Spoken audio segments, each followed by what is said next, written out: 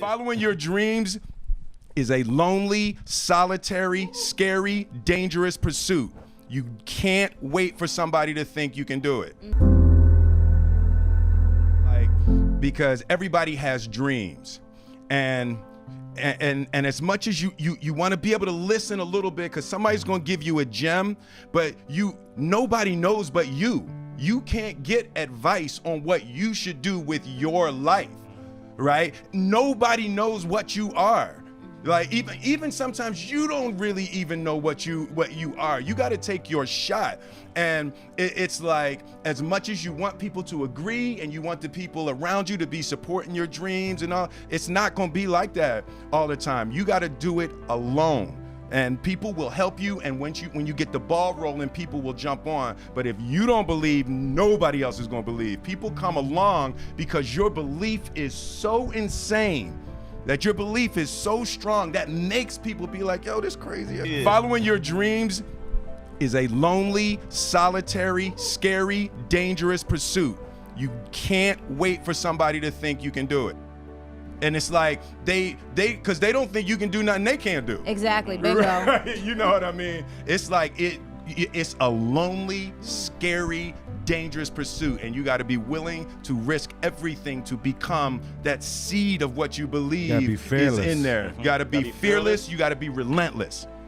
But I was just sitting here thinking, and it dawned on me: 99% of people that say stuff like that are not willing to do what it takes to make their dreams come true. The Marines have a saying: everybody wants to go to heaven, but nobody wants to die. And that's just real. At the center of bringing any dream into fruition is self-discipline. You know, something as simple as food and eating. It's not about your body as much as it is about your mind. It's getting command of your mind to be able to choose actions that are in your own best interest. Every day we are choosing shit that's not in our own best interest. Right? So if the world is attacking you and the world wants to fight you and the world's trying to hold you down, so you're going to kick yourself in the balls? So you're going to stop yourself from getting what you dream. Self-discipline is the center of all material success. You cannot win the war against the world if you can't win the war against your own mind. My biggest dream coming up was I wanted to hear one of my records on the radio. That was it? That was it. That's what I wanted to do. I wanted to hear one of my records on the radio.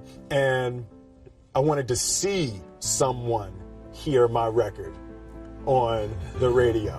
And in June 1986, I saw a guy ride past my father's shop,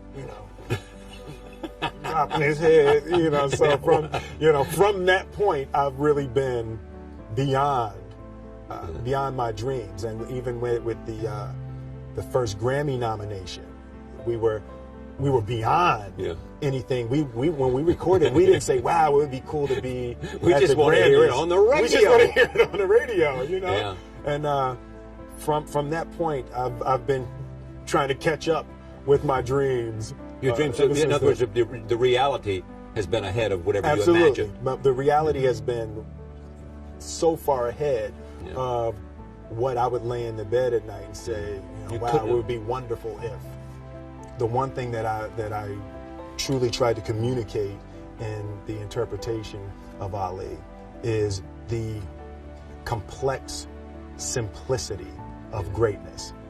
And how greatness is not this wonderful, esoteric, elusive, God-like feature that only the special among us will ever taste. It's something that truly exists in all of us. Sitting with Ali, sitting with Nelson Mandela, it's very simple. This is what I believe, and I'm willing to die for it. Period.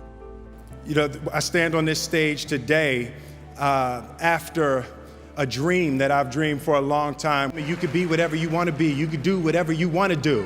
And it was something I heard my parents saying it, but I didn't totally believe it. Yet I went out in the world and I carried myself and I held my head high and I stood there and I looked people in their eyes and I talked to people as if I was deserving of everything that this planet has to offer. So I really want to say to children out there and to people who are watching, Confucius said one time, he who says he can and he who says he can't are both usually right.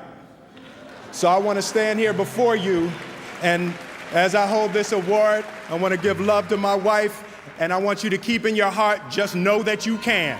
Know that you can.